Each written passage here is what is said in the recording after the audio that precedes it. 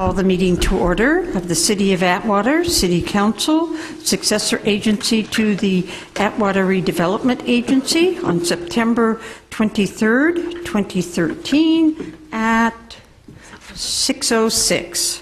Please stand for the Pledge of Allegiance led by Councilman Joe Rivero, and please remain standing for the invocation. Salute. I pledge allegiance to the flag of the United States of America, to the republic for which it stands, one nation, under God, indivisible, with liberty and justice for all.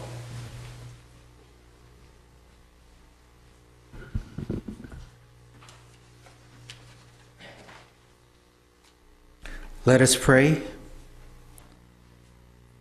Heavenly Father, we come to you once again to ask for your guidance, because you are a good and gracious God.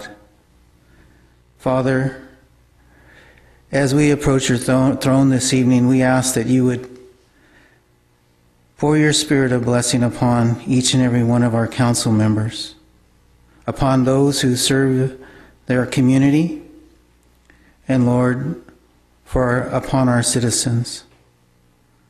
Lord, we know that without you, nothing is possible.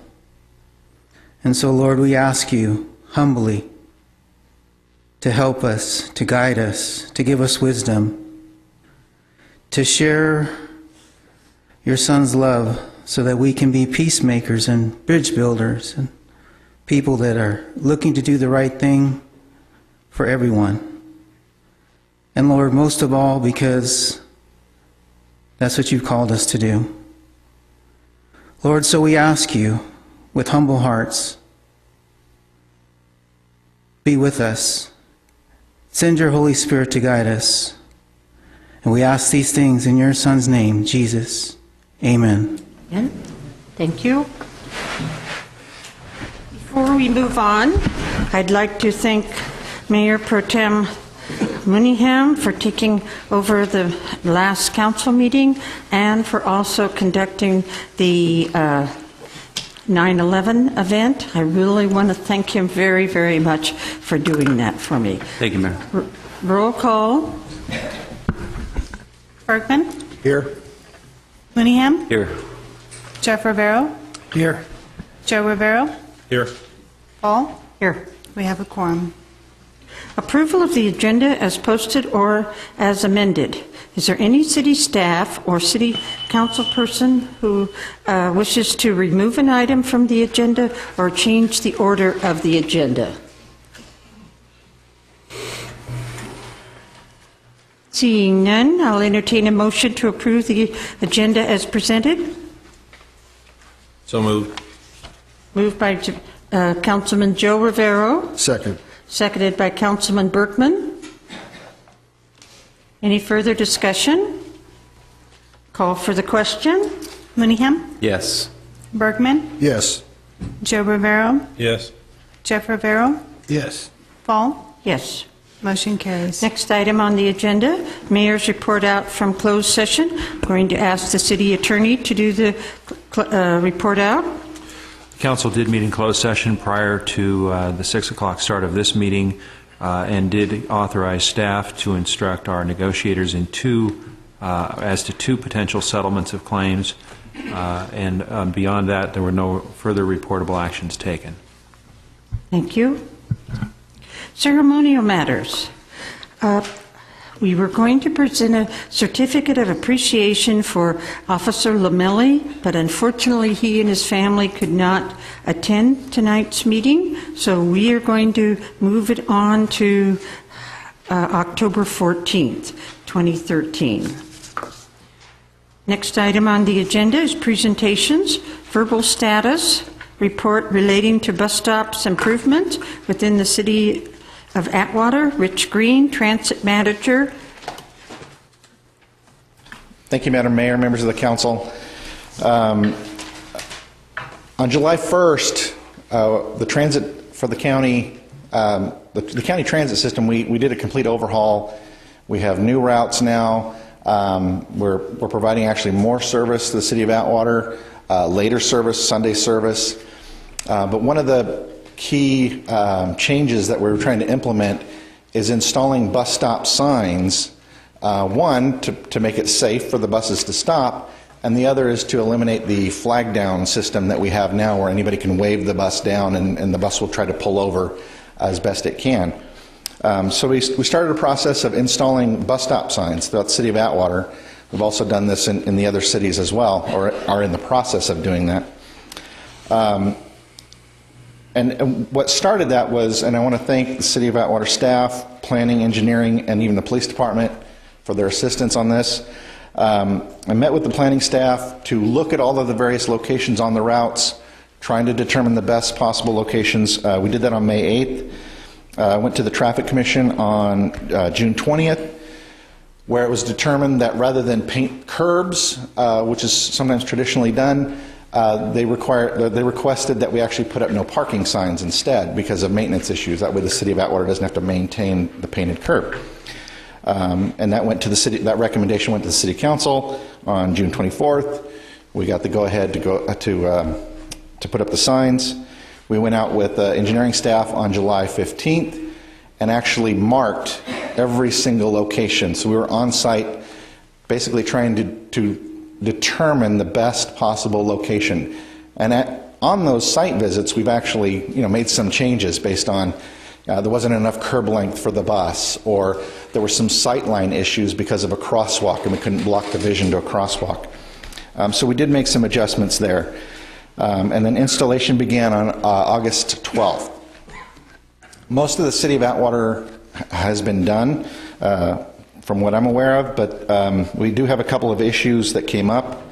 Buhack and Juniper are both no stopping zones, so we had to put up the no parking signs on the bus stop signs, and we're going to continue to work with the City of Atwater to get an ordinance changed in order to make that effective. But those are two main corridors that we serve now more than we had in the past, and the buses need to be able to stop there. One of the locations that's critical to that Buhack area is the high school, and we need to discuss this a little bit more because there's an area was confused of whether or not it was county or city, what right-of-way it is, so we need to look into that a little bit more.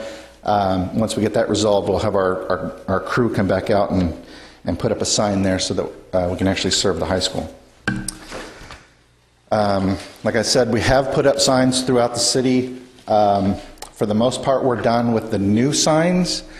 We need to go back through where there's existing poles and put up the new signage, and then we're going to put up the canister maps, or the canisters for the maps and schedules. So that's kind of where we are right now.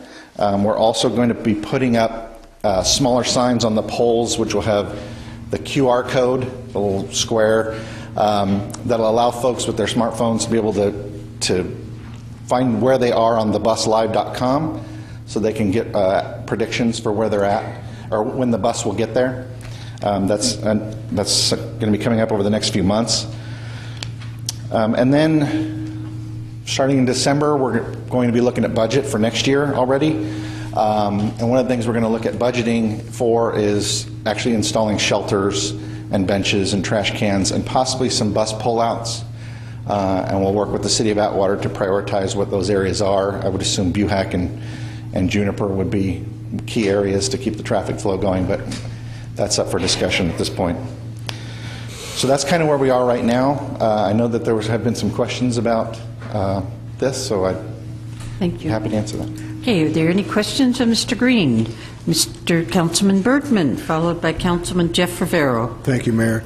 Mr. Green, one of the concerns I had brought to me when the signs were put up, one of the signs in particular was put on private property without getting approval or even contacting the business owner. That kind of concerns me a little bit, that we're not making contact with these people and advising them of what's going on, and the sign was just put up. They came in the next day and noticed the sign was there. And I don't know if that's normal policy or what, but I'm a little concerned that we're taking those steps without getting permission. Well, and I'm not aware of any signs being put up on private property. The only one that I know of that we have not put up yet is in the Target shopping center. That is private property, and we have to get permission from that property owner for that. I'll get with you after the meeting, and I'll give you the location, and you can take a look at it. But that was brought to me, and that's the only comment I have. As far as I know, we were looking at putting everything in the city's right-of-way. Or the easements, yeah. Okay. Mr. Green, if there's other persons who feel that they have a sign on their private property, can you give them your number so that they could give you a call? Absolutely. It's 723-3100, and my extension is 305. So anybody can call me if they have an issue. Thank you. Councilman Jeff Rivero. That's the same issue that I was going to touch base on. Is I got a few phone calls myself from these signs being placed on private property. And what I'm hearing you say right tonight is that these will not go on private property, correct? Correct. They were not intended to go on private property. That's why we mark them. Now, I haven't gone out and physically inspected all the installations myself, but we actually spray painted dots on the ground and marked bus. We went out with city staff and identified these locations. So unless they were installed incorrectly, they should have been in the city's right-of-way or the easement. So if one is placed on private property, we can give you a call and you'll remove it. Absolutely. Right away. All right, thank you. Is there any other questions?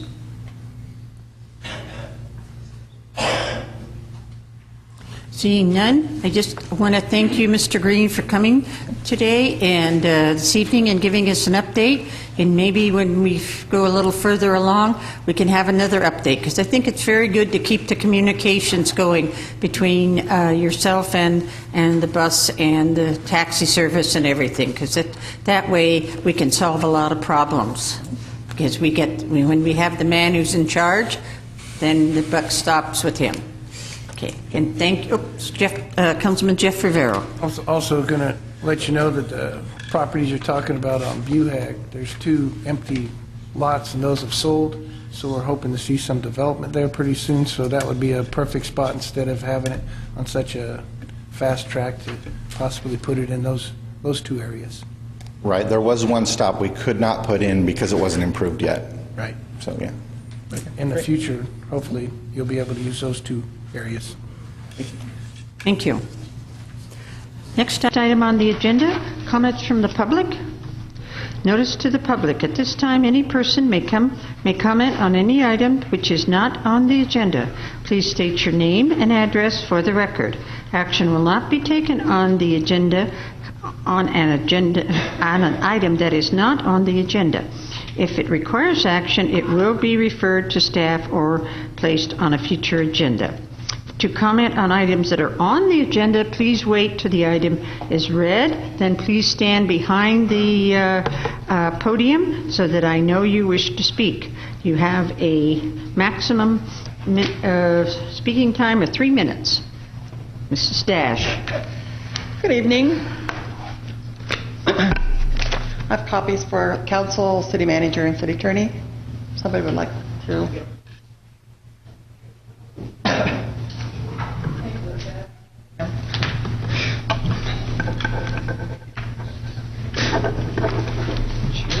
I haven't been able to attend your meetings, so I've watched them on television. Oh, sorry, Linda Dash, Atwater.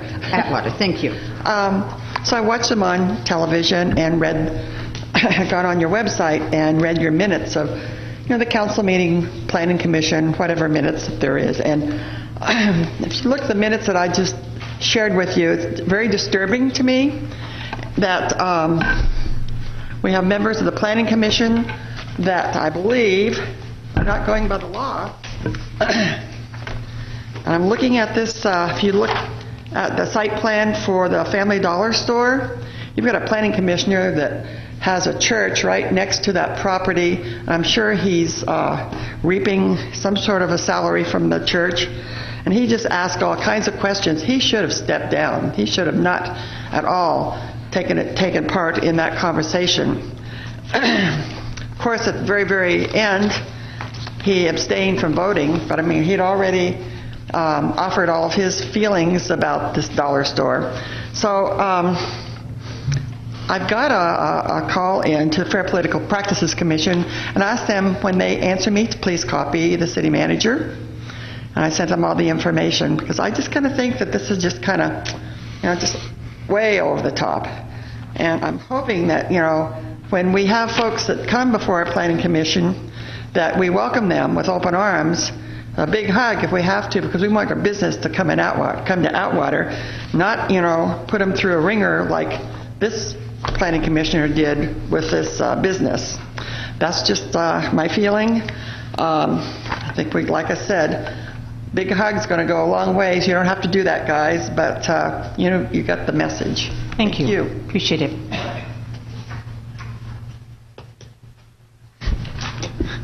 Jim Price, 3467 Village Woods. Pardon me. Yes, ma'am. Joe Rivero, did you have a question? I had a question for our city attorney.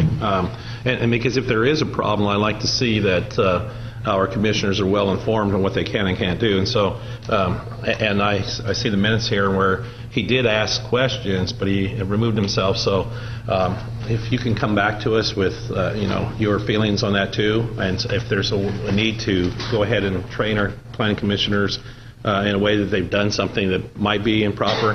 Although my understanding is that he did not vote, I would like you to come back and let us know if you give up your right to speak in America or at a public event if he was on a planning commissioner, if he does remove himself. I'll only respond in the abstract, Commissioner or Councilmember Rivero, tonight, because this has been brought to my attention as of now. I will just say that in the event an elected or appointed official determines they have a conflict of interest, they are barred from participating in any way in the proceedings. So if that's what happened, and I'd like to look at it and come back to the council with something like this. Right. And I'm just giving you the general rule of law. That's what I'd like to come back. And if there is a problem, we need to make sure that they're all well trained and informed exactly what they need to be doing. Thank you. Sure. Thank you. Mr. Price? Thank you. Jim Price, 3467 Village Woods. Some time ago, I came before the council and presented some information and support for the possibilities for the city to become involved with natural gas or oil fracking within the city. Just this past week, Governor Brown did sign into legislation for the state relaxing and streamlining the permitting for such activities. So once again, I want to underscore the importance of this, and if we can get on top of doing some type of extraction of specifically natural gas, which is most prevalent here within our area. This is going to be a cash cow for us. There's just no two ways about it. And for those that are still driving up and down, and I use the example of Winton Way, there's no lines to be seen at nighttime. There's no reflective buttons. There's asphalt missing, and it's on Fruitland. It's all over the place. Our streets are going to need to be repaired. This is our out for revenue to get those sort of projects done, because there isn't any other money available anywhere else that I become aware of. So I think full speed ahead to try and extract the natural gas that is below our city and start cashing in on that and making jobs and revenue available to the city is of the utmost importance right now. Thank you. Thank you.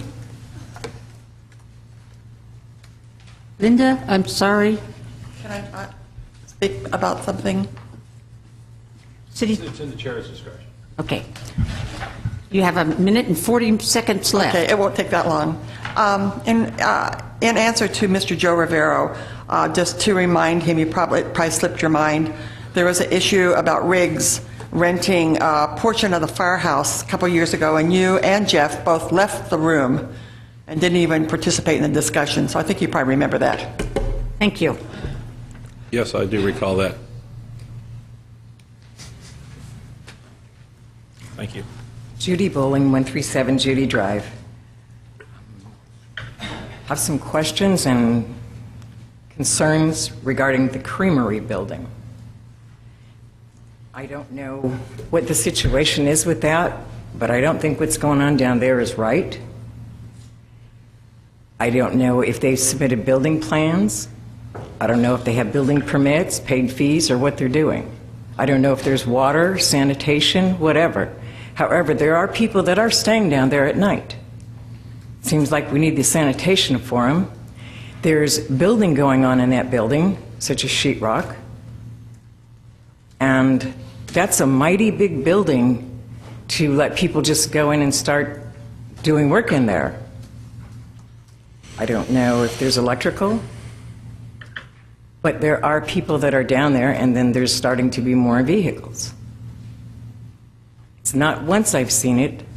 I waited until I got to number 10 before I came up here to complain about it. Somebody needs to look into it, and it's probably more than code enforcement. And then when you start speaking to people, then you're told that a city councilman has been down there talking to those people. I questioned why Mr.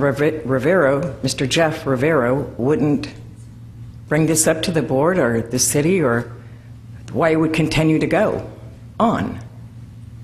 It's not a good thing, but we could use the fees, and we need to clean that up desperately. But there don't need to be people living down there in that building. So appreciate anything that you guys could do with that. And then on Cindy and Mary, there's a broken tree right there in the medium broken half that should be picked up. Thank you. Cindy and Mary? Cindy. Cindy and Mary Lane. Is there anyone else who wishes to come forward and speak? Seeing none, we'll move to the next item on our agenda, consent calendar. Notice to the public, background information has been provided on all matters listed under the consent calendar. These items are considered to be routine. All items under the consent calendar are normally approved by one motion. If discussion is requested on any item, that item will be removed from the consent calendar for separate action. Is there any council person who wishes to remove an item for separate action? Seeing none, I'll entertain a motion to approve the consent calendar as presented. Moved. Moved by Mr. Joe Rivero I'll second the motion. and seconded by Councilman Jeff Rivero. Any further discussion? Call for the question. Bergman, Yes. Joe Rivero, Yes. Jeff Rivero, Yes. Mooneyham, Yes. Fall. Yes. Motion carries. Okay, petitions and communications. Seroptimus International of Atwater, Fran Barrett, would you please come forward?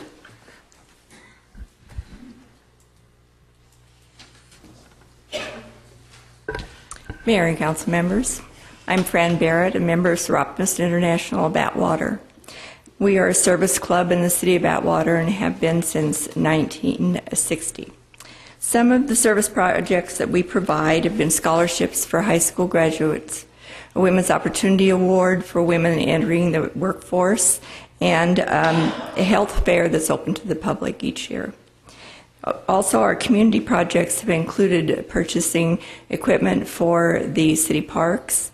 We've provided trees for the Joan Fall Park, and we have also provided a sign at the community center to announce its events. Also, we have donated to the public physical fitness program at Bellevue School that's open to the public.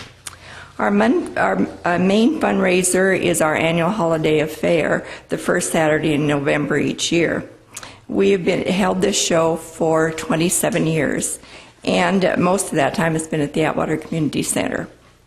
We greatly appreciate that the City Council has in the past allowed us to use it at a reduced rate, which has been very helpful to us. We use all of the rooms, including the kitchen, and even have booths outside when we have our event. We are here tonight to request that the City Council continue to let us use the community center at a reduced rate for the next 5 years. The funds that we raise at this event is put back into our community and does assist our citizens here in Atwater. Without the reduced rate, we would have very little funding to provide services to the community. We appreciate your consideration of this matter. Do you have any questions? Any questions of Mrs. Barrett? Councilman Joe Rivero? I have no question. I'd just like to make the motion to approve request as presented And for the 5 years. for the 5 For years. 5 years? Thank you. 5 years, sir? Yes. Okay, is there a second? I'll second that. Mr. Bergman? Yeah, I don't know what the reduced rate has been in the past, but I would like to see what the reduced rate is in the motion so we know if it's half price, third price, what, so depending in the future years, if the cost of that goes up, we've got it set at a certain rate. Because just leaving it open to me at a reduced rate, that could be anything. That could be $375. It's $400. That is the normal fee, is it not? It's It's reduced. Okay, I apologize. Yes. I apologize. I thought that was the normal rate for the building. Okay. Mr. Jeff Rivero? Why are we approving this for 5 years? Shouldn't they come back every year and have it approved? Because things could be better for the city. I know at one time we had a reduced rental for everybody, but because of the budget constraints, we changed that. But I've never seen one come before the board for 5 years. That's why I'm asking. Okay. There's no, I think that they wanted to get this into their minutes so that they could continue and to do a budget that they would have so that they would know that they have to schedule 4 years for the next part of their budget. So we have a motion on the floor. We have a second. Mr. Bergman? I'd just like to ask, I'm just curious what the normal rent is. I'd like to ask Mr. Ferretta what the normal rent for this building is, just so I have an idea personally of what kind of reduction we're looking at. Madam Mayor, Councilman Bergman, and members of the City Council, we compiled what the total fees would be, which would include deposits for each room and rental rates for each room, as well as the use of tables and chairs, and then also facility attendant fees. So the full nonprofit rate to include all of those items would be close to $2,200. $2,181 to be exact. If you subtract 600 or so of deposits that they would be getting back, the total fees would probably be somewhere around $1,500 for that day. And that would be at the nonprofit rate.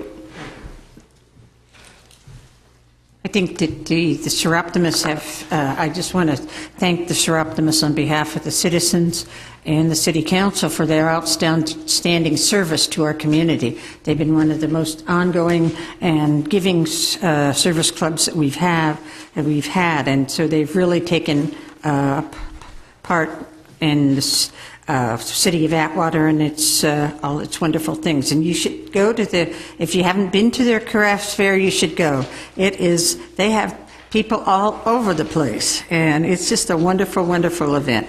And with that, I'm going to call for the question. Yeah, she's there. Jeff Rivero? I don't like setting precedent on something new, especially that the board hasn't discussed. And I'm in favor of the fee being reduced for this 1 year. So I'm not going to vote no. And I agree for doing it for this 1 year, so I will abstain. Is your vote yes then, sir? No, I'll abstain from voting. Oh, you'll abstain. Oh. Joe Rivero? Yes. Bergman? Yes. Mooneyham? Yes. Fall? Yes. Motion carries. Thank you very, very much. Okay, item number 4, the Atwater High School Leadership Class requests assistance with their football homecoming parade, which is going to be on October 11th.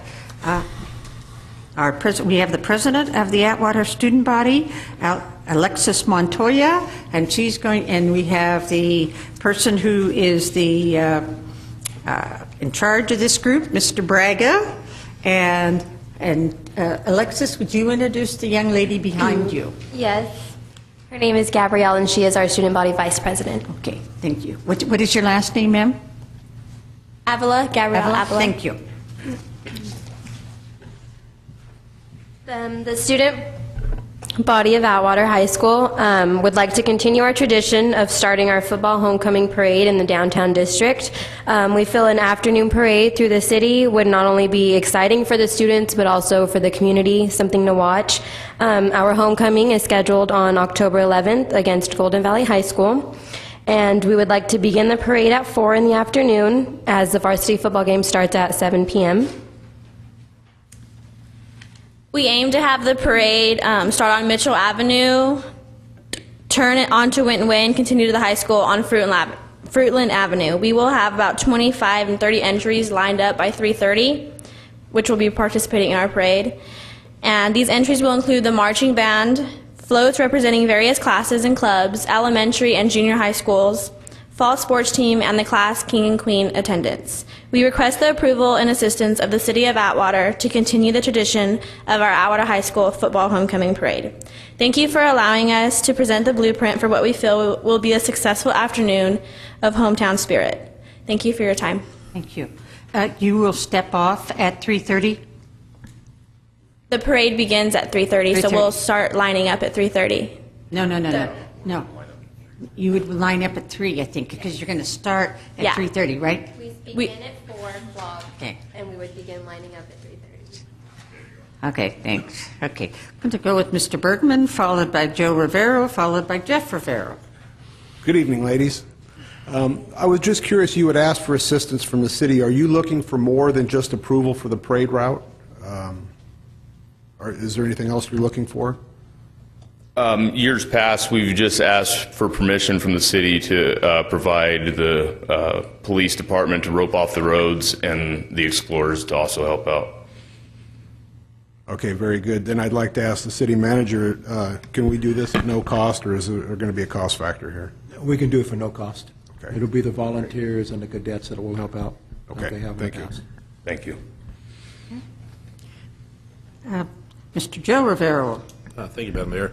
I just had a question, too. I heard the Atwater marching band's going to be there, as they usually are. Did you also invite the Mitchell marching band? Yes, and they both committed. This will be the first year where we have both Winton and Mitchell, so they're both in.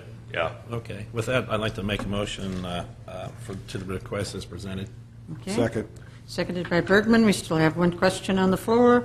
Mr. Jeff Rivero. I was going to ask the same question that Mr. Bergman asked, if there was any cost to the city after hearing that.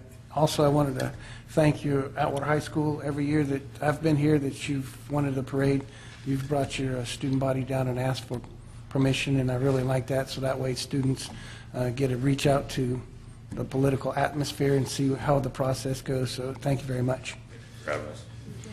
Okay, with that, we'll call for the question. Joe Rivero, Yes. Bergman, Yes. Jeff Rivero, Yes. Mooneyham, Yes. Ball. Yes. Motion carries. Thank you again very, very much. We really appreciate you coming down and participating in our city council meeting. And we were going to line up at 3 o'clock, right? 3:30, starting a little later. 3:30. Line up at 3:30. We're going to march off at 4. And march off at 4. Promise. Final answer. I got to get my, the fire truck that I have employed. Right. We have a little trouble in finding our way. Well, we'll have to sometimes. speed that thing up. I We'll speed know. it up. Okay, so 3:30 we line up, 4 we must step off. Yes, Mayor. Thank you. Thank you all very much Thank you, for Mayor, coming. Council. Thank you. Okay, next item on the agenda is our treasurer's report, funding and budget matters, our treasurer's report. Mr. City Treasurer Heller, thank you very much for coming. We really appreciate it.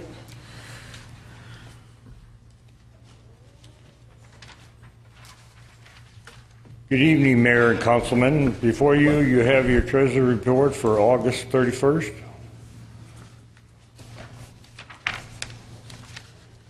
there any problem?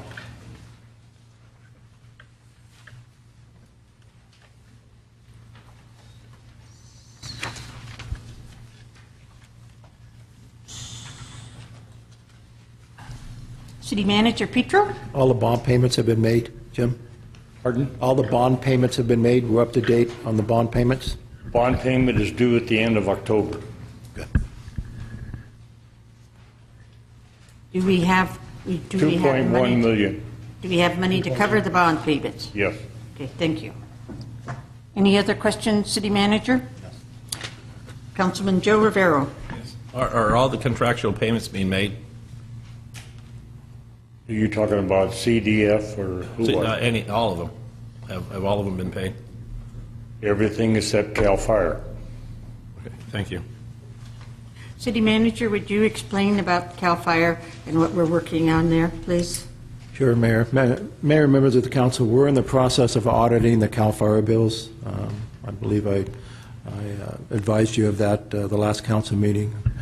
As soon as we're done auditing them, then we will start making payments to them.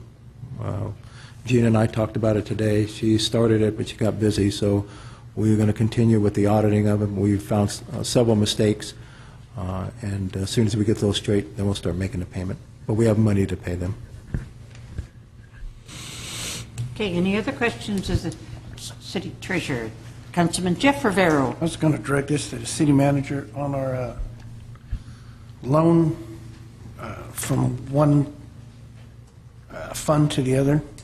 Have we come up with the contracts yet? Because I know that we were told that those need to be, contracts need to be done when it went from one enterprise to the other. So where are we at on the process for those? We're in the process of completing those. They should be coming to council within the next 30 days. It was a complicated process trying to figure out where all the money went, but we're in the process of doing those contracts now. All right, thank you. Okay, any other questions of the Treasurer's report?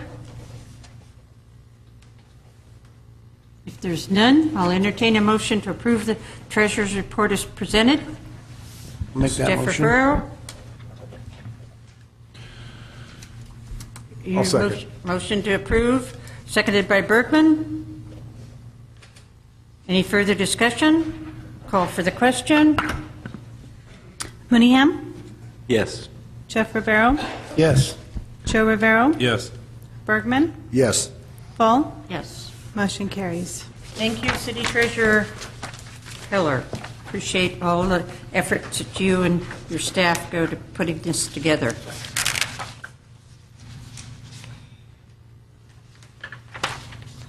Item number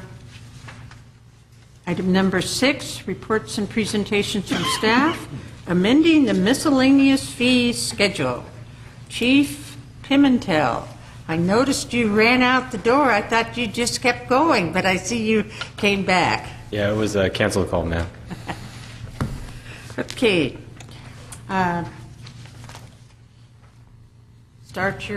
Guess you will start your presentation. Is that correct, City Manager? He'll do the presentation? Yes. Okay. Madam Mayor, council members, today we're talking about amending the miscellaneous fees schedule rating for the fire inspection fees. It was brought to me beforehand that it was going to be a discussion on behalf of when the inspection fees will be implemented. We were talking currently, right now, we are currently doing an inspection fee on the first initial inspection, and then no fee on the second inspection. Then once, if there is an additional inspection, a third inspection where we come out there a third time, and then it will be obviously increased. What was brought before me was a discussion on how we were going to implement the fee or implement the inspection, if it would be on the first process or in the second, or actually eliminating both processes. Okay. Do we have any questions of City Manager Petro? Chief, currently every business gets inspected once a year, is that correct? Fire Yes, sir. inspection? Yes, sir. So every year these businesses gets charged a dollar amount for their inspections, correct? Yes, sir. And right now they're just paying for one inspection, and after you have to re-inspect, they're not being charged for second and third. No, they will actually, they are getting charged a third. If we have to, normally we're going out to the first inspection, will complete a first inspection. If it is not up to date or needs to be re-inspected, we will return that second time. That is not charged. That is just free of charge. It is handled with the first payment of the inspection. And then if we go into a third inspection, then it does increase by roughly $7 to $10 for the third inspection. Thank you. Okay, Councilman Bergman, followed by Councilman Jeff Rivero. Thank you, Mayor. Yeah, I definitely had some opinions on this in the past. This is a very time-consuming item for the fire department, especially when we do have re-inspections the second, third time. However, I do feel that we do have very conscientious businesses out there that take care of it the first time, and I think, I don't want to call it a reward, but I think they ought to be noticed or recognized for that. So I'm in favor of waiving the first fee on the initial inspection.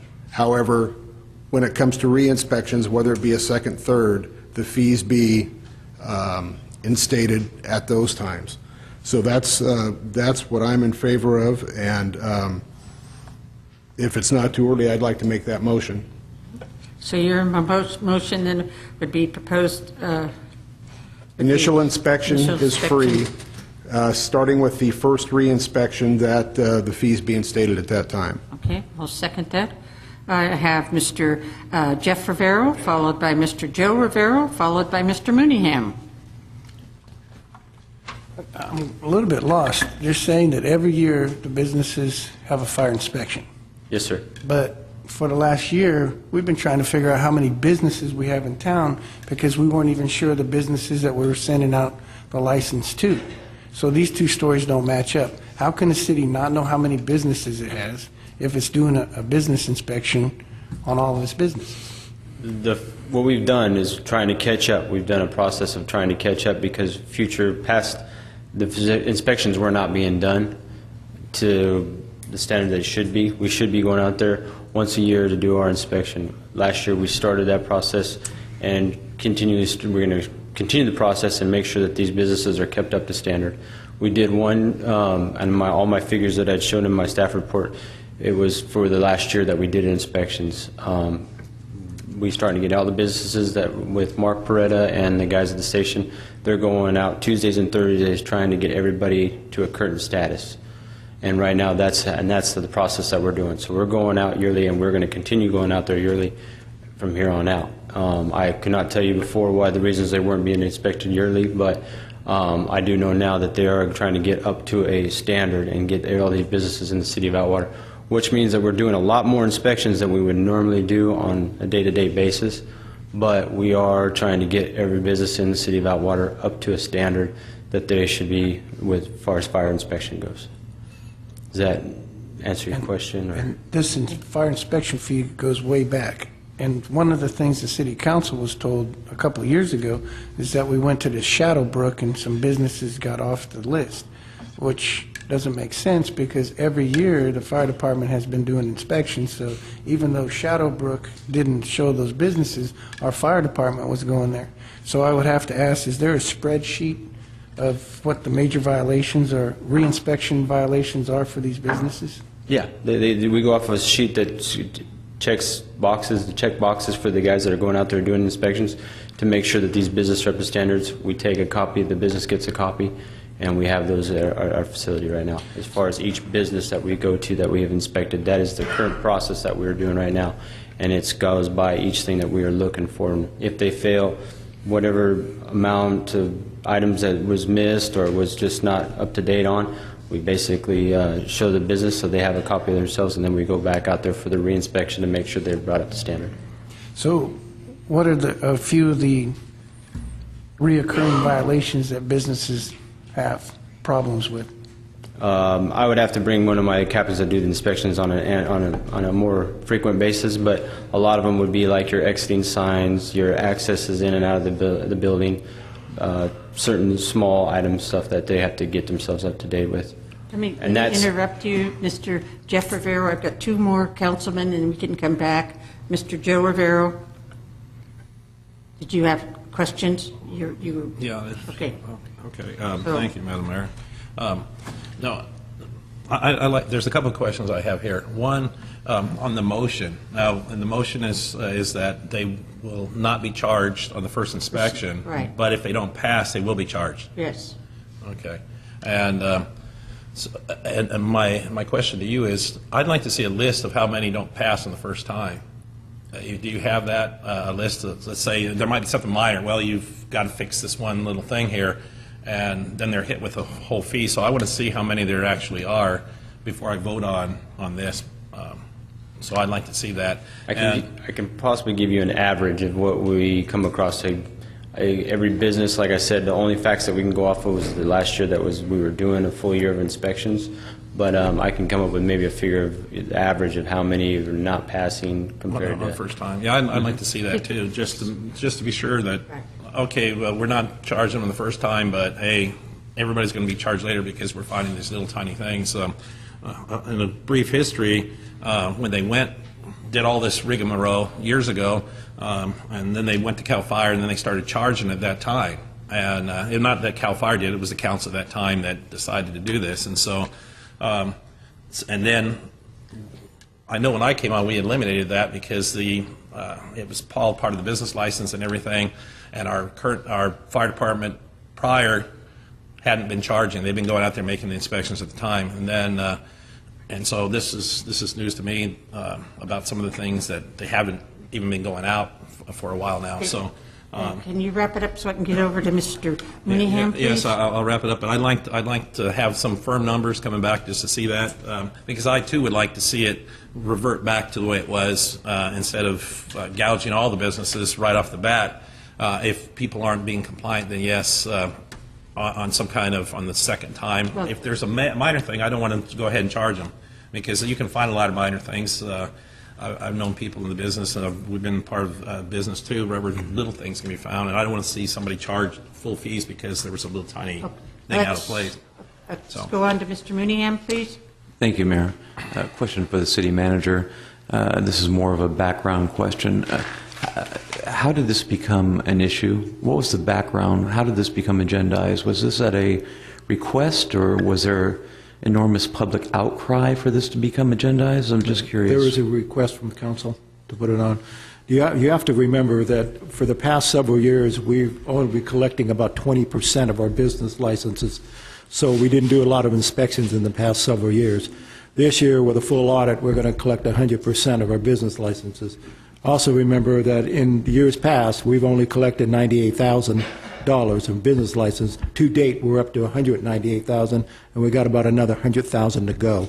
So with the audit that we've done of business licenses, you're seeing more and more of the fire department doing their fire inspections, which is their job, and people are, they're getting charged for it. So I totally agree that they need to be charged, but at what point, it's the council's decision. Thank you. Okay.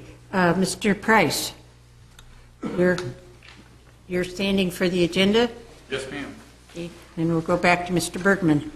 Well, if you'd like to go to Mr. Bergman. Go right ahead, Mr. Price, please. Okay, very well.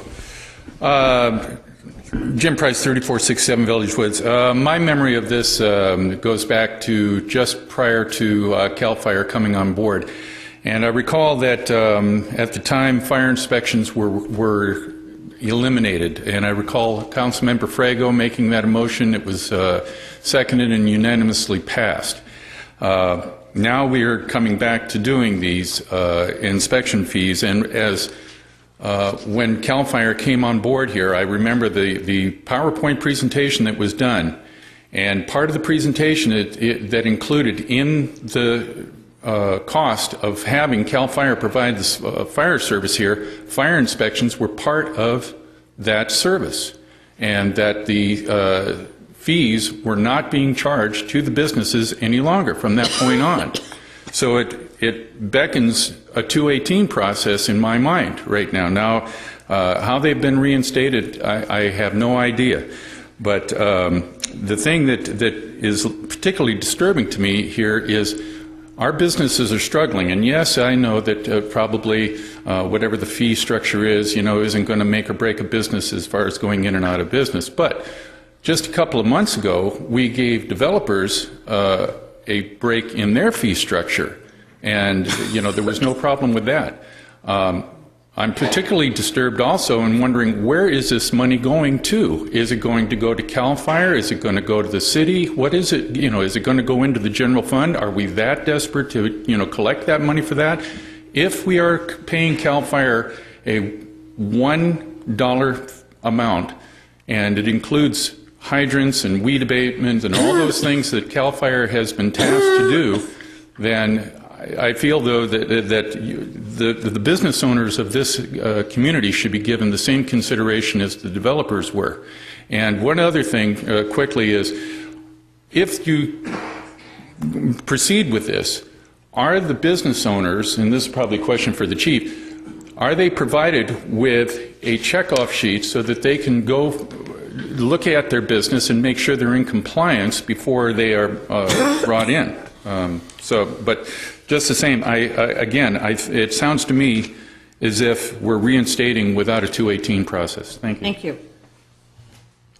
Councilman Bergman. Thank you. I'd just like to clarify a few points. These monies will not go to CAL FIRE. These are, I believe, general fund monies that are collected. And just to correct a point that was said earlier, the fire fees went way back before CAL FIRE. I've spoken with Chief Ron and Chief Banks about this. They were working with these long before CAL FIRE came in. So, it has nothing to do with that. But what I did want to do, and Mr. Price brought it up, I wanted to amend my motion to something we discussed at the previous meeting. I would like to see both fire and building department, anytime we have a change in our codes, they be brought forward, and we have a paper with all the current codes on it, so when they come in for their business license, they're handed a paper that says what the current changes in the codes are, so they're aware of it ahead of time. As well as talking with Mr. Wallace, I'd like to see it put in our monthly newsletter, so every business that gets a utility bill is also going to get it in there as well. So they are kept current on what the current regulations are, so they can be attuned to it and they can be prepared. They are given a notice when the inspection is going to be done, so they can be prepared for it. And if I could add, I believe we could do something where we can see the form that we are going to be checking off, that we'll be doing that inspection. We can easily hand that where they can actually see the kind of things that we'll be inspecting when we go out for our fire inspections to help out those businesses.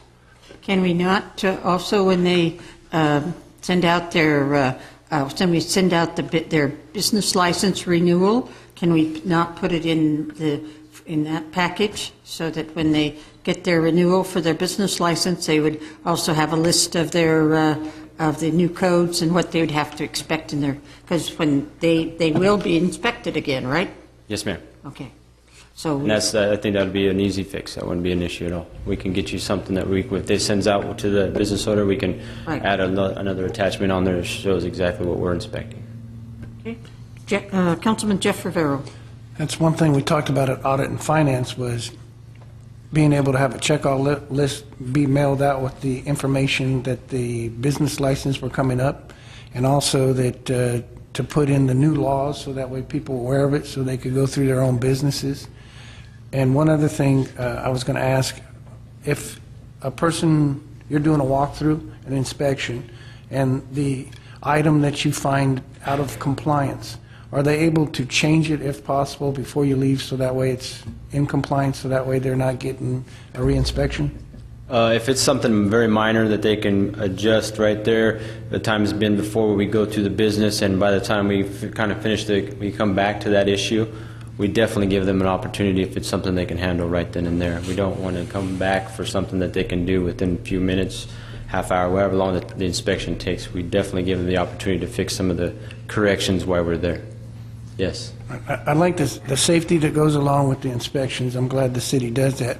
But I think that there needs to be a clarity in the system that we have. And that's why I would hope Mr. Bergman include into your motion that this year, while we're getting our business license and fire inspections under control, where some may not have been inspected before, that this year we line everybody up, make sure that our systems are together, because like the chief says, he's done an excellent job with the finance department to go in and get these people caught up on their business license. But for our first year, I'd like us to see us get systematic and make sure everybody's on board, and then later on, the second year, fine businesses if or they would have to pay a reinspection fee. But I think this year, with so many businesses that may not have been inspected, with us finding our businesses, our first year should be clarity and making sure that we come up with a systematic, so that way the city can send out checklists, that we can make sure that people are aware of the new laws. And that's something the city hasn't done so far. And it doesn't sound like there's too many people being re-inspected this year. Yes, there's a lot. I would say roughly by about, and these are rough figures, I can't say precisely, but I would say roughly 90% of the inspections were going back on a second visit. Which I think is partly the city's fault for not having clarity on this issue. So I'd like to see us be clear, make sure that these people, if they've been re-inspected this year, there shouldn't be a problem next year. And if it is, then they're burdening the system. But this year, it's not just the business fault, but I think it's partly the city's for not having these business licenses and people being inspected yearly. That's why I asked the council, the city manager, to put this on our agenda to make sure that our process has clarity and that we get on a system so that way the businesses know what our expectations are, what the fire expectations are, so that we can move forward together. Thank you. I think that's what we're accomplishing with Mark Peretta. My guys at the station level are going out with Mark. We're working together to make sure that we're giving these businesses the knowledge to do what they need to do in the business. Thank you for that. Mr. Councilman Bergman. Thank you, Mayor. Currently, businesses are called prior to schedule an appointment. Is that correct? Yes. Is there any way that they can be given this information ahead of time to make these corrections prior to an inspection? I'd have to get back to you on that. I don't want to say for sure. I believe so. I've seen the packet that my guys used to check off. I don't think it would be a big issue, but I wouldn't want to say for sure. I would like to talk with my captain that does the inspections currently right now and handles that project. But I don't think it would be a big issue, but I just want to confirm before I say yes. Okay. One of my major concerns about changing my motion, and it's nothing I'm proud of and nothing I like to bring up, but the fact is our proposed budget for this fiscal year included these fees. If we knock out too many of these fees, we're possibly looking at another budget going into deficit, and that worries me. I don't like to say we're keeping this, keeping a balanced budget on the back of the businesses, because I'm all for giving those conscientious businesses that meet the initial inspection, an opportunity to have it done free. But I just I worry that we may be giving away too much, and that's my main concern. So I would like to keep my motion the same as it is. Okay, so Jeff Rivero, and then... Can I ask the chief, percentage-wise in the city of Atwater with your businesses, what are you at? About 80% of the businesses have been inspected, 90, 70? What would you guess your... Well, currently we're working hard with Mark Peretta to get everything up to date. I know we're doing a constant Tuesdays and Thursdays inspections, sometimes 10 to 5, whatever Mark Peretta comes up with for the scheduling purposes. I would say 50 or 60 would be a guess estimate right now, but like I said, I'd have to get with Mark Peretta and make sure exactly what their numbers are at, because we're constantly, Tuesdays and Thursdays is our inspection dates that we're meeting with these businesses, and we're trying to get everybody up to date and trying to do it in a timely manner. And then what is budgeted for the business license for this current budget, and Mr. City Manager? I don't have a current budget. I can get you those figures. Because I believe what you've collected in the business license well exceeds these inspection fees. Because you're talking over... I don't think it's a large dollar amount, but like I said, we've already tripled the business licenses, so you could be right on that. But I'll get you those figures.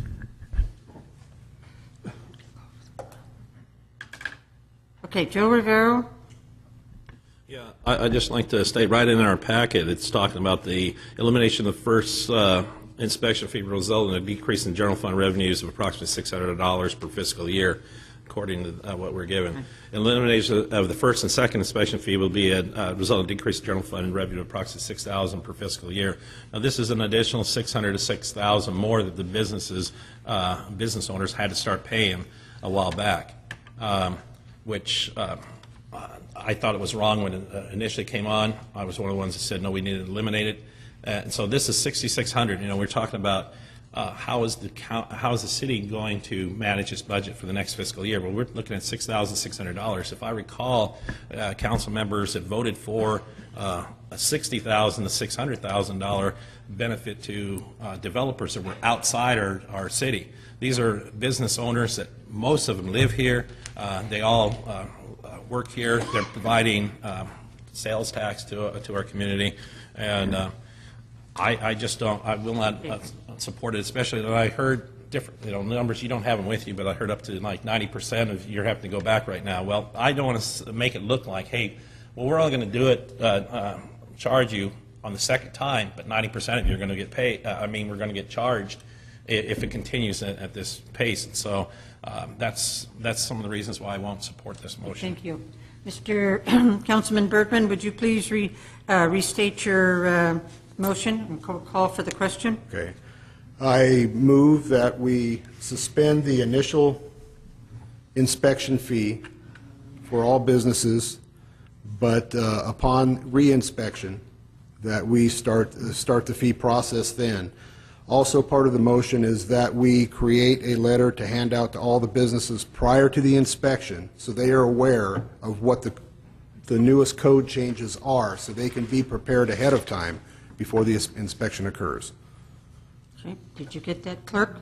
Okay, and I'm the one that seconded it. Now we called for the question. Yes, I was Jeff. going to ask Ms. Bergman if you could amend your motion to put down what we could give businesses, because I'm not in support of this, but just in case it passes, that we give facts out to people. These are some of the most common re-inspection. I believe we talked about we were going to set up where I can show them exactly what the items we were looking for. So the business should be full aware of what we're looking for. So you're going to go to businesses before you inspect them and go down the list with them? No, we'll give them something in their business license that will identify the information that they're going to be getting prepared for their fire inspection. Yeah, so they'll have pre-information before the inspection Okay, I just want to make sure happens. the businesses have that, because I believe that's one of the issues that the city has, that we haven't let our businesses know this ahead of time. Okay. Thank you. Call for the question. Okay, did you want to read it again, clerk, so everybody is aware of it? And Mr. Councilman Bergman is...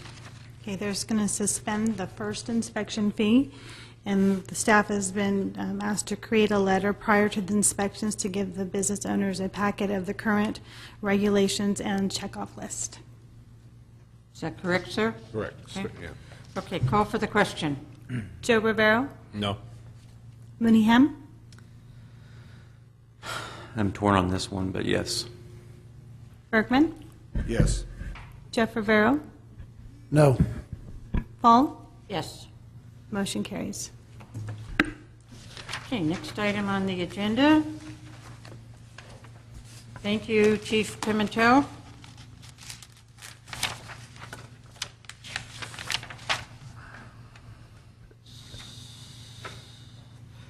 Okay, Mr. McBride, item number 7, accepting landscape easement for real property located along Maglati Avenue. Thank you. Good evening, Mayor and council members.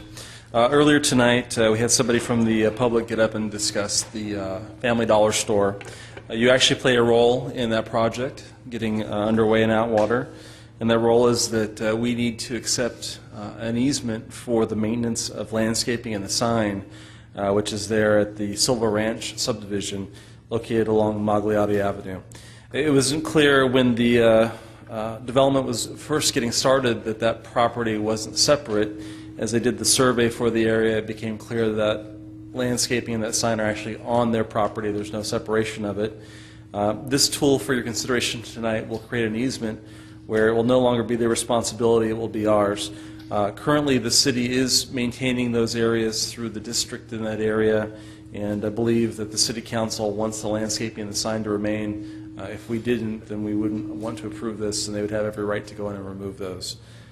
So this is for your consideration tonight, and I'd be more than happy to answer any questions that you have. Okay, do we have any questions of Mr. McBride in regards to this agenda item?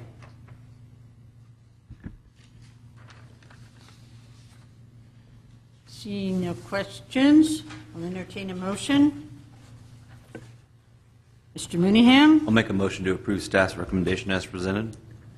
Please. Second. Seconded by Mr. Bergman. Councilman Bergman. Any further discussion? Call for the question. Bergman? Yes. Mooneyham? Yes. Jeff Rivero? Yes. Joe Rivero? Yes.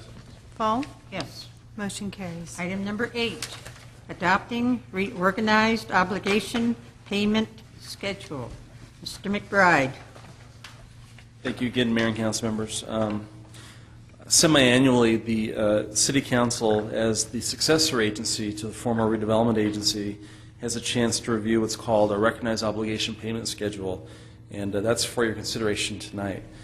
This is required to be prepared to submit to the state so that we can request the funds that are needed for the obligation of the former agency. Primarily, we're requesting things on the schedule that are necessary for meeting bond obligation payments, general administration for the agency, professional services, those types of items. The actual approving body for this is the Oversight Board. That's a board that's appointed. There are several members appointed by the mayor that represent the city. They actually have the legal authority to approve that. However, we like to bring it to you so that you're familiar with it, so you understand it as well. And we try to mirror what's in these semi-annual ROPS schedules into the city budget, which I believe we do a good job of right now. And so we wanted to present this tonight for your consideration and for approval of the successor agency resolution. I did want to point out a couple of things that we've included in here that have not been previously included, and they're actually spelled out in your report for you. We've been through a very lengthy process, a lot of reviews by the state. We've done the prerequisite items that we're required to do to get what's called a finding of completion. And that finding of completion basically means that we are now in a position to request prior agency bond funds that were programmed for projects. And so what we've included in this 6-month period, and the 6 months being from January 1st, 2014 through the end of June 2014, is to have money for professional services to begin working on the project engineering, designs, creation of the specifications and bid package for 2 important projects. And those would be for the signal project at Atwater Boulevard and Winton Way. It's a safety enhancement project. And also for Broadway, that would be for pedestrian safety and lighting. And so we've included some funding just for that component for about a 6-month window to get to the point where the project could be fully designed and taken to the point where it's a bid. It's not enough for the construction. That would have to follow afterwards. So that's been included in here for consideration. We also put together a little schedule just specific for those 2 projects so you're kind of more familiar with what some of the steps are. And just to point out that there are many more opportunities and ways in which the City Council has to get involved. Obviously, every professional service project has a contract. As we go forward with possible public improvement projects, you've got to accept the design, allow us to go to bid, the contract award, many different steps down the road. But this would at least have some funding available to begin doing the background work that we need to do. And keep in mind that the request still has to be approved by the state, so there's some ambiguity that we would probably have to deal with them on this issue, but tonight's the start to move those projects forward down the road. The Oversight Board did approve it, and we'd be happy and hoping for your recommendation for approval as well. I'd be happy to answer any questions you have on the ROP schedule tonight. Any questions of Mr. McBride on the ROP schedule?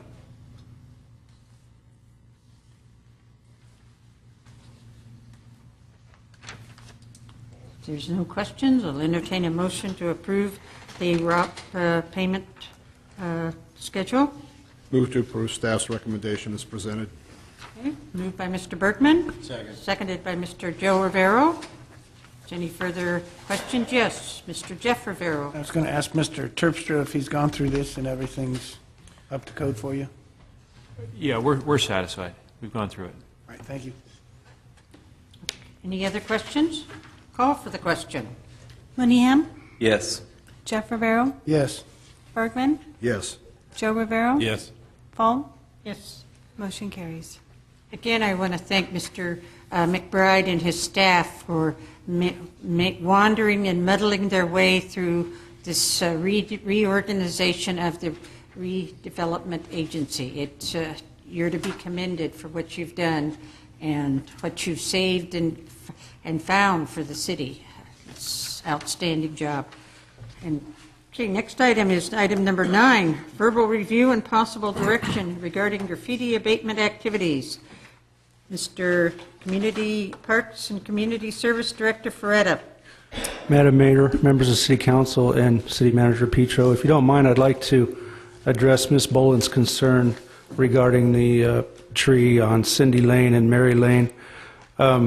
We are well aware of that tree. We tried to get to it today. Unfortunately, time did not permit. Our city arborist and parks maintenance worker 3, Nick Karastathis, will be out tomorrow grinding some stumps as well as doing some minor tree work, and that tree is actually on the list to be looked after. So Thank you. Appreciate that. Getting to the item at hand, in regards to graffiti abatement activities in the city, as you know, in May 2011, the city's graffiti abatement contractor, Environmental Compliance Resources, launched their mobile graffiti unit. Subsequently, they have been painting over graffiti for 3 days a week, typically on Mondays, Wednesdays, and Fridays, for a minimum of 2 hours a day. Sometimes it's actually more than 2 hours a day, depending on how much graffiti is out there. In your packet, at the very end, I included a graph. I was hoping that would get to you in color, but unfortunately it did not. But that includes the graffiti abatement activity, just some statistics for the last 24 months, from September 2011 to August 2013.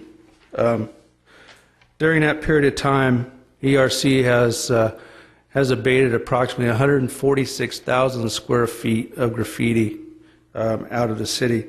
In doing so, they spent about 673 hours of their time performing those activities.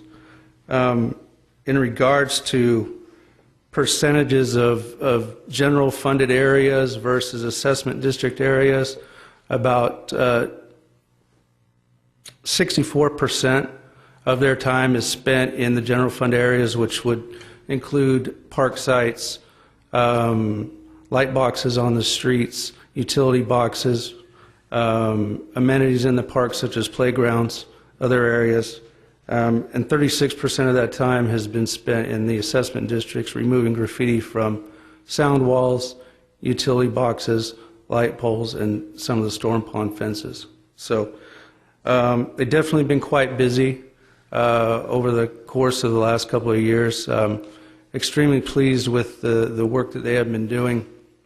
One thing that the council and the public should take in mind is that when you see graffiti on areas such as that are on private properties, such as the Kinney Home Center building, the building that's on Fruitland and Winton Way that's vacant, and other private sites, that is really not initially it's not the job of environmental compliance resources to take that graffiti off. That needs to go through a code enforcement process, and Lieutenant Joseph is here.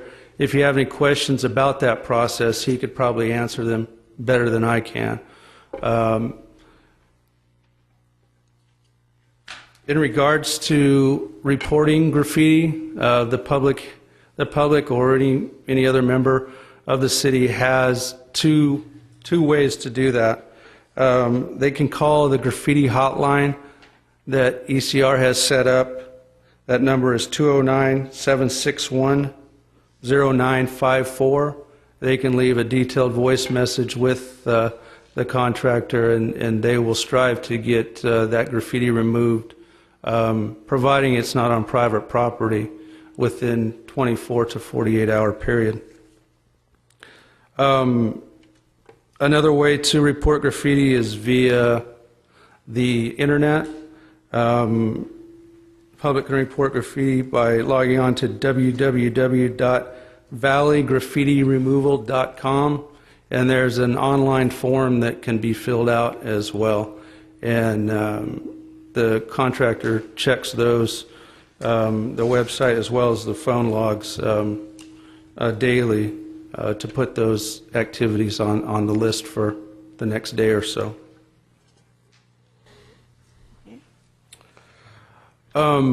Just recently, the Public Works Department has expressed an interest in having the contractor provide graffiti abatement services for all of the city's street signs. Prior to last month, the city had chose to do that in-house. Actually, the Public Works Department chose to do that in-house.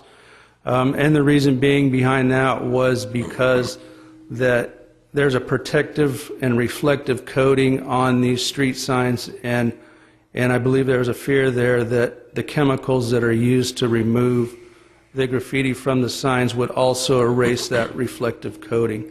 So from what I understand, new signs have been put in place or ordered. They're in the process of being put in place by the Public Works Department, and at that time, once those are in place, I believe the contractor and personnel from the Public Works Department will be in contact with each other to figure out a schedule to be done with the street signs. Apparently, they've identified a funding source, which would be the city's gas tax fund, to cover the additional costs that it would take and time to remove graffiti from street signs. As you probably know, the city will be, I guess our city's finance department will be providing the city council with a quarterly update on the city's finances at some point in November. So at that time, perhaps we can look at the possibility of looking at and perhaps even renegotiating our current agreement with our contractor to see if there's money there to increase the amount of time in the general funded areas as well as in the assessment districts to further provide graffiti abatement services in the future. That's all I have. If you have any questions of Lieutenant Joseph or of Paul Creighton, who is the owner and operator of Environmental Compliance Resources, they both gentlemen are in the audience this evening, and I, as well as they, can answer any questions that you might have. Okay. Mr. City Manager Petro, followed by Councilman Mooneyham. Have you currently had a discussion with our finance consultant in regards to increasing the hours of this company? Yeah, last Monday we had a meeting, and that was a subject that kind of came up as an offshoot of the meeting, and he advised me that he was concerned, to put it mildly, of increasing the amount of time, mainly from the general fund side of things at this point in time. He advised the people in the room, which was the city clerk, myself, and Public Works Director Church, that he'd like to see what the report shows, the quarterly financial report shows in November, before we would move forward with any type of commitment. Thank you, Pat. Okay. Councilman Mooneyham, followed by Councilman Berkman, followed by Councilman Joe Rivero. Thank you, Mayor. I'm pretty passionate about this subject. It's I consider it to be behind public safety, probably the number 2 issue that's facing the city right now. I've lived here for 39 years now, and I've never seen this city look as bad as it has. This city looks tore up. It's horrible, folks. It is bad. I think ECR, I think our contract graffiti abatement consultant is doing a wonderful job. I think Parks and Rec is doing a wonderful job. I think code enforcement is doing what it can. I think APD is doing what it can. I know our city manager is doing what he can. That leaves me with but one conclusion, and that is we need to have more hours out there.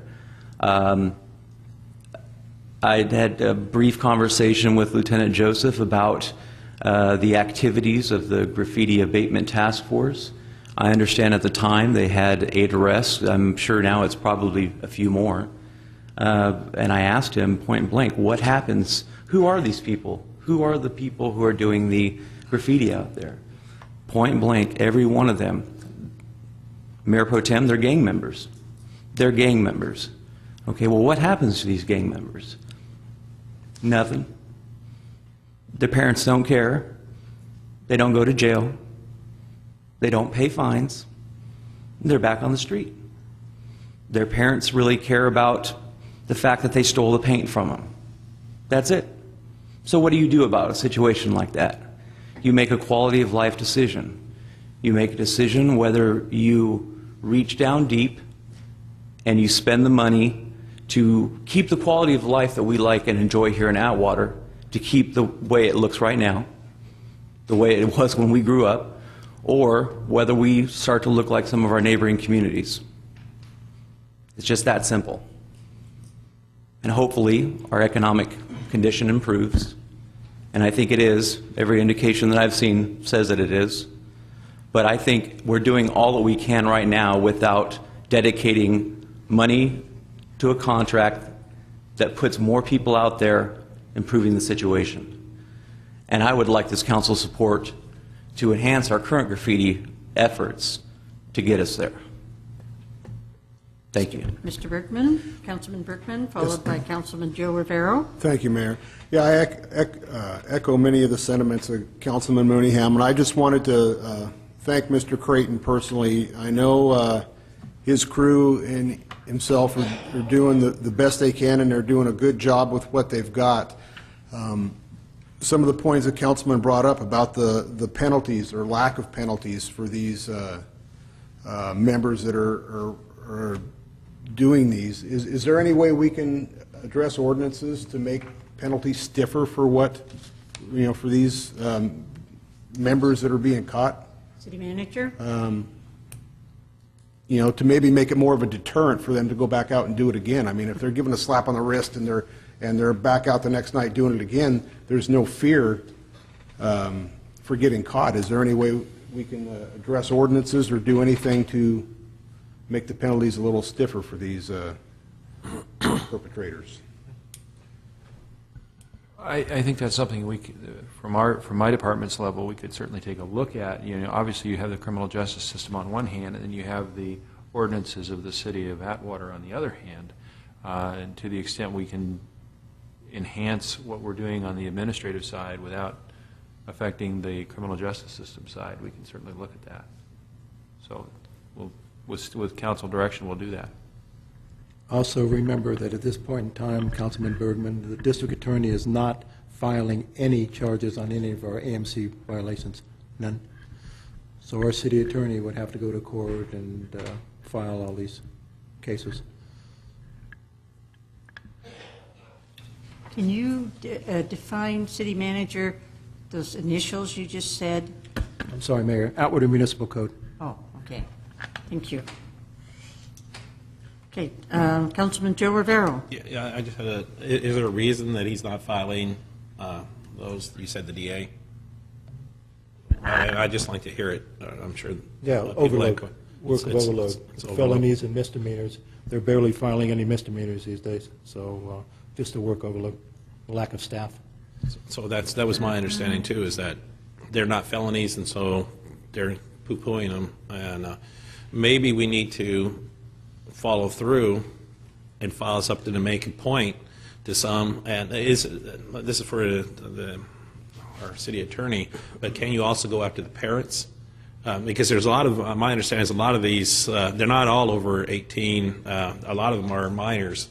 Some of them are riding bikes from other cities, actually, I've heard. So can we also, when they're prosecuted, can the parents pay the fine? Can we go after them? Well, it's a difficult proposition. I did some research on this a number of years ago, and I'd have to go back and take a look at the current state of the law. I haven't looked at it in a number of years, but it's certainly something we can look at as we look at what other options we have on the administrative side.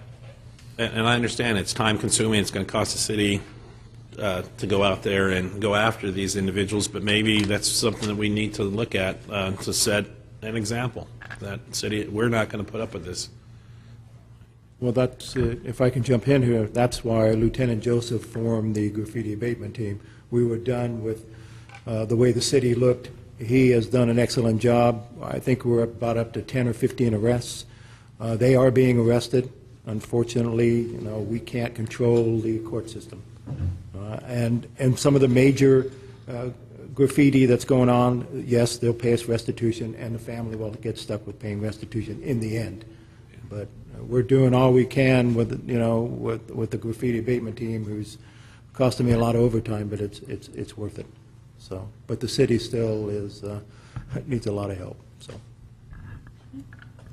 Jeff Rivero. There's one thing I wanted to make a comment on.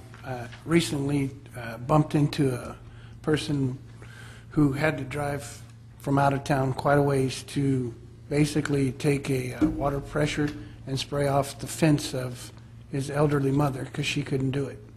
She was very upset because she got a code enforcement saying that it needed to be removed very quickly. And then I had to go on and listen to different areas in the town that this gentleman has visited and said it's the same graffiti there. And he didn't feel it was fair that residents are being hit up with code enforcement, but you drive downtown, like one of the areas he talked about was Five Corners, which it looks like a U-Haul truck has been sitting there, and it's on private property, so I'm sure it has to go through code enforcement before it can be done. But why has it been sitting there? And he told me 2 years, but I don't know the amount of time, but I have to agree it's been there for quite a while. And then I hear about Kenny's, the old Kenny's. Well, why isn't our code enforcement, do we have to strengthen it to get these private places taken care of? Or I could make a comment on Kenny's. It has been clean. I went by it today, and it's been clean. Yeah, and you're right. So but there's periods of time. Right. Is there something we can do to strengthen it? And then another thing I wanted to say is on Green Sands, since you're here, this weekend Cookie and somebody else decided that their name looked better than the beautiful wall that was there. So is there any way that we can put, especially in our maintenance districts, that has a little bit of funding and not take it out of general fund, to even do a better job inside of our maintenance districts and then work our way out? Hopefully code enforcement can take care of some of the business. And then the third thing is, and I know this is way down the road, but future planning, that instead of putting up brick walls, can we have, if there's going to be a brick wall, come up with an ordinance to put ivy on it, so that way it doesn't become an issue, so we don't have to worry about it? We do have that ordinance now, and we have it where you're supposed to water it, but unfortunately, it's not kept up. We put it in the ordinance, but we don't get the next step. Strengthen the code enforcement then. One of the things I want to comment on, and I think I agree with Mr. Mooneyham, of all people, I hate graffiti worse than anything. But I really think that right now we are in a real serious financial difficulty. And when our financial leader says we need to wait till November, Mr. Zanoni says we need to wait till November till we see exactly what the figures are before we go into any more additional graffiti. We need to respect the man, and be sure we wait for those figures to come. The main thing is I hope we can continue with the abatement that we have going on now and not have to cut that back, depending upon the outcome of the time in which our economic quarterly report of finances. But we are still in a serious financial difficulties. And with that, I'm going to go with Mr. Mooneyham, and followed by Jeff Rivero. Thank you, Madam Mayor. I would be okay with November, but I would, I'm telling you, this city, I'm embarrassed. I would be hard-pressed for you to say that we can't find additional monies to pay for 9 more hours per week for anti-graffiti work to be done for graffiti removal. I would argue that to my grave, that we couldn't pay for that. I would argue that to my grave. Well, I have the floor. I have the floor. Hold on. Suggest very strongly. I would say, I would put that to a motion right now, that we actually put a do not exceed hourly limit to enhance our graffiti abatement right now as an emergency provision to double the amount of graffiti abatement hours until the November meeting for a more formalized contract be put in place.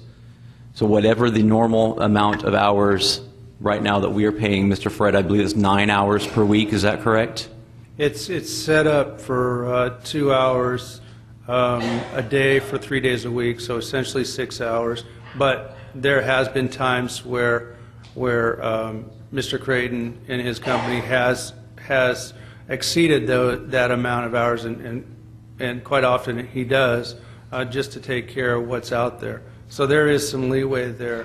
It's not just set at 2 hours a day. He can go above that, but at the same token, I have to keep an eye on how much we are spending so we don't go over budget at the end of the year. Is there a do not exceed amount or hourly provision? It's not on there. It's basically what it takes to get it done for that. It might be 3 hours. It might be 4 hours. He's worked as much as 4 hours in any given day to remove graffiti. It just depends on how much is out there on that particular day that he can get to. Then what is the real issue? Because if it's not the amount of hours being worked, what is it code enforcement? Is it our inability to get the private property owner to clean it up himself? I don't know the operations exactly of the code enforcement division, so I may not be qualified to answer that, but Lieutenant Joseph may be. Lieutenant Joseph is. Thank you. Councilman Mooneyham, what happens is the code enforcement officer responds to the private property and informs them of the condition. Many times the owner of the private property is not a resident here. He's out of town, Bay Area, what have you. He then informs them either through letter or some kind of notification, and that can take several months. It could take a long time because they have to respond back. If they don't return their phone calls, if they don't return the mail, it can take a long time. Once he gets a hold of them, he informs them what's going on. They become a little irate, saying, why do they have to do that? And then he gives them courtesy, saying, take care of this in a certain amount of days. When they don't do that, then he comes back, and that's when we go to the AMC, we go to the fines to issue them a fine reference to taking care of it. If he doesn't take care of it, then eventually I believe it goes to the chief, and then what happens is we then will go out there and enforce it ourselves and contract it and then bill them. But it's a long process. So it's the code? Yeah. So it just it's a long process. Jeff Rivero, followed by Mr. Bergman. Well, I think not only is it an eyesore, but it's a safety issue, and I know I'm preaching to the choir on this, but one person tags something, then next, and somebody crosses it out, then we may have a drive-by shooting or something else break out in our town, which we obviously don't want. But I'm still lost on the fact that if we're hitting up business ABC, and they're not taking care of it. Why are we having a hard time the second and third time when we know the person is probably the business hasn't sold, and the process should be pretty clear of why we're not hitting that business the second and third time easily? Because our ordinance says they only have so many hours to clean it up. So if there's a business, ABC building, that's getting tagged all the time, it shouldn't be an issue for the city because we've already hit that person up with warnings. So, and what is the hours on our a person has to eradicate the graffiti? We give them about 30 days to attempt to take care of it or to resolve the problem. So but again, regarding notifications, if you notify them one time and say a year later same issue occurs, you've got to go through the process again. But I'm saying there's some buildings that are getting hit over and over, so notification on some buildings shouldn't be but 30 days, just like a citizen. But they give them the courtesy to resolve it, and then it goes prolonged, and then what happens is that they know sometimes what we're able to do eventually, and then hopefully we get eventually for them to comply. But it's a process because there's so many of them, and you have one code enforcement officer. Thank you. Mrs. Come on up, Connie Hunter, please. Connie Hunter, representing the Atwater Chamber of Commerce and the businesses in Atwater. And yes, we are a little banana republic here. I have property in Orange County, and they resolved this. When it's on private property, they give you 10 days. Get it cleaned up. They have contacts for you to go and get this done. If it's not done, then the city or the county, they go out with their business and clean it up. And they attach that to our property bill at the end of the year. It can add up, and it stopped a lot of businesses from not taking care of the problem. It's not only in the city here of Atwater, but I have farming properties, as you know. They hit me up constantly. We're out the next day to clean it up. We can stop it that way. And it has seemed to cease being on our properties because we go out the next day and we clean it up. But anyway, my suggestion is, hey, make the ordinance that if they don't have 10 days to get it cleaned up, you'll take care of it, but it goes on their tax bill. It does work. Thank you. Thank you, Connie. Okay. Mr. Bergman. Thank you, Mayor. I kind of agree with Ms. Hunter. I don't see this as much of an issue, any difference than our weed abatement program. We have an ordinance there that they have a couple weeks to get it taken care of, and then we assign somebody to them. I think it's an ordinance issue that we need to address that, because I don't understand why we've got this 30-day process. Like I said, I don't see it's any different than our weed abatement. We've got a system set up there. They have a couple weeks to take care of it. If they don't, we take care of it for them. It goes on their tax rolls. I don't see this any different myself, and I think we need to look at the ordinance and address it that way and maybe tighten it up a little bit. Are you willing to make a motion on that, Mr. I'll make Bergman? that motion. Okay, and would you state that, please? I move we readdress the ordinance on the graffiti abatement, giving the landowners a smaller window frame, possibly 2 weeks, to address it. If it is not met in that time, we assign a vendor to it, and then we bill them directly, and if it's not paid, it be attached to their tax roll. Okay, and I'll second that. Okay, so then I go to the next person I have is Jeff Rivero, followed by Joe Rivero. I was also going to bring up to the council about the possibility, since we're on time and it goes by a year, of moving up June and half of May up into October and November to double the time for the next month and a half for the graffiti on the general fund. And then also looking into increasing the maintenance districts, because I'm sure they're getting hit harder in those areas, just like the non-maintenance districts. So if the maintenance districts, we can increase our graffiti abatement a little bit, which would come out of your maintenance fund for those districts, and then also look at moving June and half of May up and taking care of October and half of November. And usually graffiti, I don't want to, but usually it goes down a little bit in the wintertime because I think of the conditions of the weather. But that'll buy us a month and a half of, or maybe 2 months, so we can come up in December to see if we can tighten up our ordinance a little bit, so that way we can get graffiti knocked out on businesses and private property a little bit faster So that way, if they don't take care of it, then we can fund it through our code enforcement. And that also would extend it, taken off May and June, and coming from the audit and finance meetings, things are okay, but it's not like we can spend a lot more money. I know that there's some things that, like the chief, and I know Lori wrote the COPS grant, and that came in, and that's great for the town. But there's also a couple other issues that it could be in more of a negative. So if we did something like move hours up front, it would buy us time on our budget to find out if there is money to move around or to expand on the graffiti abatement. That would give us a few months to get a better idea or grasp of what those numbers are. I think that the key thing, Mr. Jeff Rivero, is we need to wait until November when we get the first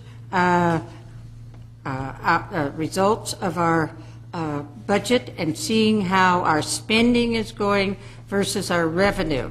This young man right here, our city manager, has worked hard, and all of his staff to get our revenue up. But we need to wait until we actually see figures, so we know how much money we have coming in and how much money we have going out. And I agree. I'm agreeing with you on that, Mayor, and that's why I'm saying instead of us spending any more money, let's move May and June up, those hours, so that we don't spend any more money than what we've already been budgeted, but we can cover more graffiti at this time. Okay, we've got a motion on the floor and we have a second. So let's call, Joe, I'm sorry, you're right. Yeah, thank you, Madam Mayor. No, there was just a point that was brought to our attention, too, about the 30 days for people to get it taken care of. But there's people out there, there's a difference between that and weed abatement, because with weed abatement, you're letting your weeds grow, and you need to take care of it. With the graffiti, you're a victim. You're not letting the graffiti come up usually. And so I know that some people in the community have been very, very angry because they're told, well, I got to go clean this, I got so many days. And there's some retirees in the community that are gone part of the time, and they've gotten hit, and they feel pressured and they feel upset because they were gone. Are they going to fine me now because I didn't get taken care of in this time? So I don't like just saying, well, that's going to solve our cases. Let's penalize the victims that much more, give them less time. I think that, I don't think that that's going to solve the problem. I think that part of the problem is we got to go after somehow, some way, and they've done a pretty good job going after graffiti, but then also the painting out. I recall it was Rivero's Graffiti Busters, and my dad used to do it, and they used to paint out everything. He would take kids. There was other individuals, comedian like Mr. Branco, that used to go out, and they'd paint out in the morning before it was the next day. That was one of the things he said, I don't want anybody to even see that. So we're paying a lot of money, and I'm saying somehow let's step it up. Yeah. I think that we need to step it up. Our graffiti being taken care of by the group we've hired, maybe even our city, we've got to step up first and say, hey, let's get this stuff taken care of, and then come back and say, hey, because I don't want to see us just penalizing victims, because I think that's what it's doing by saying, let's go after you first. Well, but we have to work on our ordinances. That's what we've all agreed here, and then we can bring it back. We also, with some of the seniors, we can make special little things if we need to on an individual case, but we need to work on the total ordinance. And with that, Mr. Bergman, it's your thing on the floor. And Thank you. Call for the question. Well, before you do, I'd like to make an amendment. I like what Councilman Jeff Rivero said, but I'm not going to try restating it. I would like to add that to my motion if he would restate it. If we could move the hours from May and June, half of June and the full month of May up into cover, so basically doubling October, the hours, and then December we would time and a half December. So the hours that were originally allotted for May and June, or half of May and full of June, be moved up into double October, and then time and a half in November. And then we should have a grasp by May how the budget's looking so that we can go back in and fill in what we need to in May and June. But this is the way that we would not take out any more money from the general fund, but at the same time, double up our graffiti for now and see what we can do for May and June later. Mr. Ferretta, is this workable? You're the man that has to figure it out. Well, Madam Mayor, before you actually do that, Sorry. if there is a proposal to amend the motion, we should get a second on that before we question staff on whether or not that's doable. So if the person who seconded the original motion Yeah, was I'll second it. all right, now go ahead. Sorry.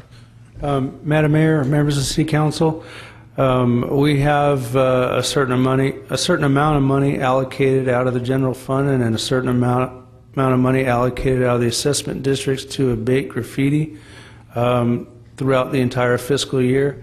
If the council desires to use money that's set aside for May and June of this fiscal year and move it up, it doesn't matter to me how you want to spend the money or utilize the hours. We can, between the ECR and Mr. Creighton and myself, we can figure out a way to make that happen.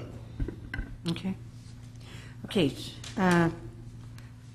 Yes, Jeff? Just wanted to agree with you, Mayor, that we don't want to spend any more money out of the general Right. fund, but we want to, and I agree with Mr. Mooneyham, that we want to increase the hours of what's going on in graffiti, and also if we can look into, and I didn't know if that was going to be part of Mr. Bergman's, or if we could just look at it in audit and finance, but increasing the maintenance districts, so that we can increase the time that we're doing in the maintenance district. That would have nothing to do with the general fund, but if these people, their houses are being graffitied in their districts, we need to eradicate it there, and I'm pretty sure. I think, Mr. Jeff Rivera, we're kind of mixing a lot of things in here, and I think let's leave the maintenance districts just the way they are for the present time, and let's try to make this as clear as possible.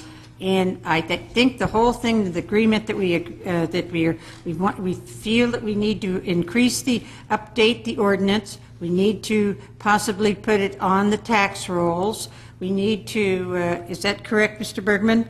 Yes, Okay. if need be. And so let's read the motion, and I'll call for the question.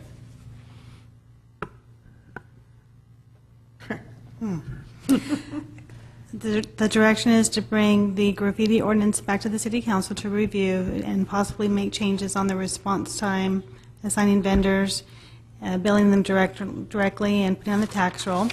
And then to take the half of the May hours and June hours to double October, 1.5 for November, and possibly increase funding in the maintenance districts.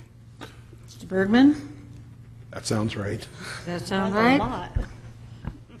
Jeff Rivera? Okay, Connie Hunter, do you have another question? It's a suggestion. There may be grant money out there for our Sorry. low-income. Oh, I'm sorry. I'm out, Connie. I apologize. We haven't finished yet. What do I have to do now? You want to call for the question? Yeah. Okay, call. Here's the problem, Mayor, if you could. And with all due respect to the speaker, I think she has an excellent suggestion, maybe to make at a later time. You do have a motion and a second on the floor. Right. It's time to take action on the motion, Okay. and public testimony is closed at this point. Okay.